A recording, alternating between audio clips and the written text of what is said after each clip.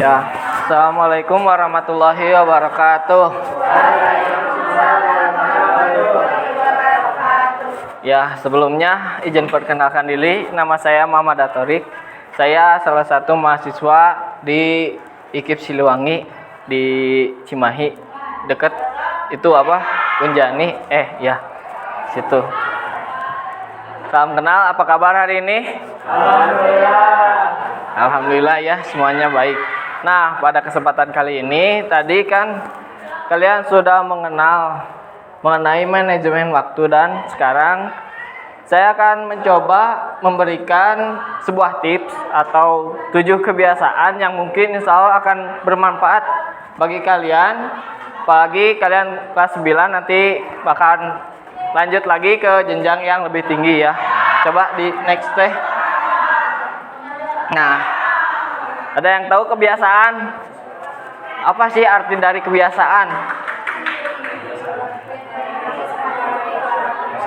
Kebiasaan adalah perilaku yang dilakukan secara berulang-ulang tanpa melalui proses berpikir, karena perilaku tersebut adalah respon terhadap sesuatu yang umumnya adalah perbuatan sehari-hari kita. Misalkan makan, sudah gak perlu lagi kita disuruh mungkin ya. Itu kan suatu kebiasaan. Terus bangun tidur itu sudah pasti ya. Semua orang perlu yang namanya tidur. Dan lain hal sebagainya. Boleh di next lagi. Nah, 7 kebiasaan ini saya mengambil dari contoh Robert Corey ya. Kalau kalian searching nanti boleh dicek ya di Google. 7 kebiasaan menurut Robert Corey. Nah, coba kita langsung ke tips yang pertama. Coba di next deh. Nah, yang pertama adalah proaktif. Ada yang tahu proaktif? Proaktif adalah ketika kita menginginkan kesuksesan dalam karir, maka dituntut untuk proaktif atau menentukan apa yang kita ingin capai, kemudian menyusun cara agar kita bisa mendapatkan tujuan tersebut. Nah, orang yang proaktif biasanya mengenali yang namanya rasa tanggung jawab. Nah, mereka yang tidak menyalahkan keadaan, kondisi ataupun pengkondisian untuk perilaku mereka. Nah, perilaku mereka adalah produk dari pilihan sadar mereka berdasarkan nilai dan bukan produk dari kondisi mereka. Jadi proaktif itu lebih ke diri kita itu sadar bahwa kita itu harus memiliki kepercayaan diri, memiliki sesuatu lebih dari orang lain, ataupun kita memiliki pemikiran diri sendiri ataupun ide kreatif kita sendiri. Nah, itu ada quotes-nya. You create your own destiny, you design your own history. Kamu menciptakan takdir kamu sendiri dan kamu merancang sejarah kamu sendiri. Nah, itu quotes-nya ya. Next lagi. Next. Di next lagi. Nah, yang kedua adalah menentukan tujuan. Apakah sudah ada tujuan? Kalian mau lanjut kemana? Sudah ya. Harus menentukan tujuan yang ingin dituju. Atau dalam bahasa Inggrisnya, coba baca. Gak bisa bahasa Inggris ya. Nah, dengan menentukan tujuan yang ingin dituju, kita akan memilah dan memilih langkah yang akan kita tempuh, dan apakah langkah tersebut akan membantu kita mencapai tujuan atau tidak. Nah, jika tidak, sebaiknya tinggalkan dan carilah langkah atau perbuatan yang lebih efektif untuk mencapai tujuan. Nah, intinya dengan menentukan tujuan di awal, kita akan meminimalisir langkah yang tidak perlu kita capai. Jadi kalau misalkan kita itu tidak suka sejarah, tapi kita memaksakan diri untuk suka sejarah, nah itu adalah salah satu langkah yang mungkin akan sulit dan tercapainya juga akan lebih lama. Nah, kita harus menentukan tujuan sesuai dengan apa yang kita minatkan. Boleh di next lagi. Nah, kemudian dahulukan yang dahulu. Seperti tadi ya, ada skala prioritas mudah, sedang, sulit. Jadi kita harus memprioritaskan yang terlebih dahulu. Misalkan ini ada satu gambaran dari Steve Carey-nya. Menurut Steve Carey, ketika ada wadah yang besar, misalkan ada gelas, jauhan deh.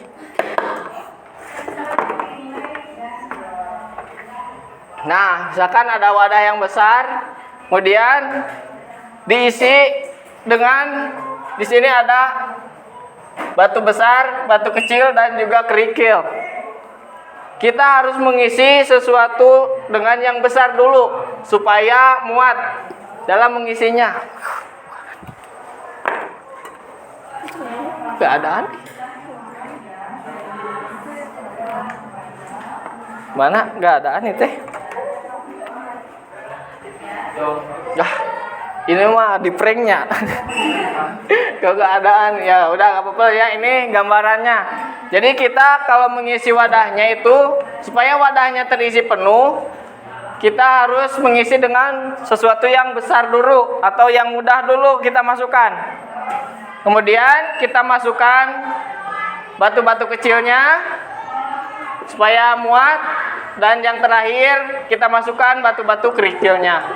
Nah, seperti itu gambaran dari Robert Carey menggambarkan bahwa kita harus mendahulukan yang lebih dahulu. Boleh di next lagi nih. Nah, yang selanjutnya adalah berpikir menang.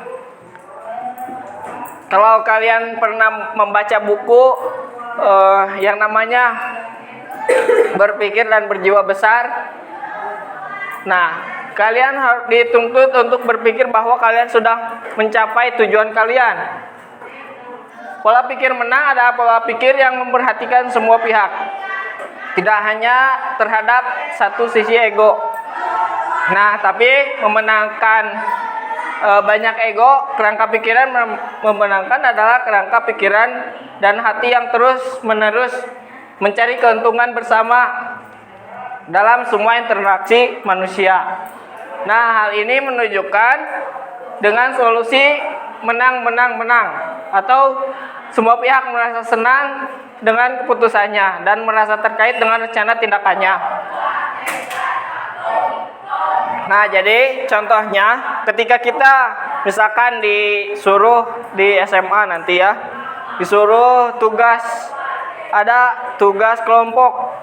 Nah, kita jangan saling ego atau saling meninggikan ego, tapi harus merendahkan ego kita supaya kita dapat bekerja sama dan kita dapat mendapatkan hasil yang semua orang, tidak ada yang namanya iri hati atau pendapat aku mah tidak dipakai, ataupun pendapat aku kurang dipakai. Tapi kita harus saling menurunkan ego, saling menghargai, dan juga saling menyempurnakan dalam ide-ide yang kalian miliki.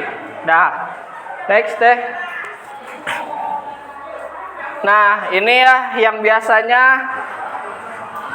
paling fatal bagi kita, karena kita itu harus saling mengerti.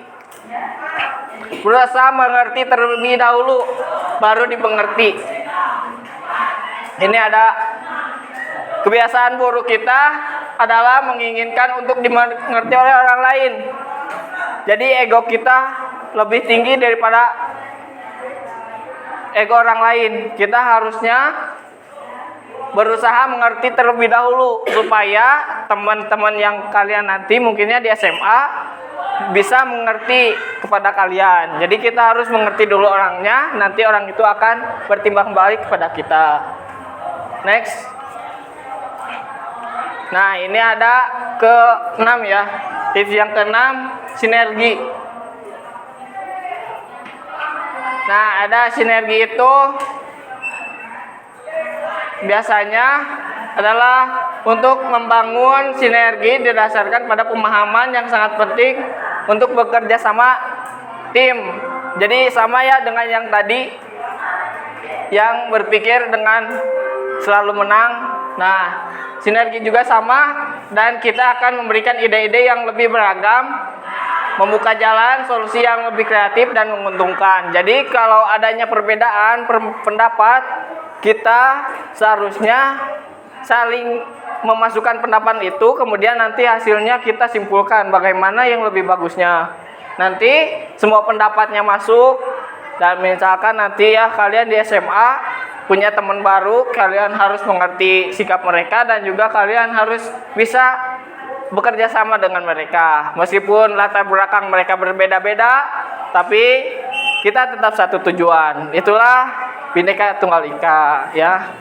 Next. Dan ini adalah tips yang paling terakhir, yang ketujuh. Asalah gergaji. Apa itu? Kenapa harus diasah gergajinya? Nah, ini ada yang Stephen Covey menggambarkan kebiasaan ini dengan ilustrasi seorang yang menggergaji pohon besar. Ada seseorang yang menggergaji pohonnya, tetapi tanpa kemajuan, tanpa gergajinya itu diasah, maka dia harus terus menggergaji tanpa ada hasilnya.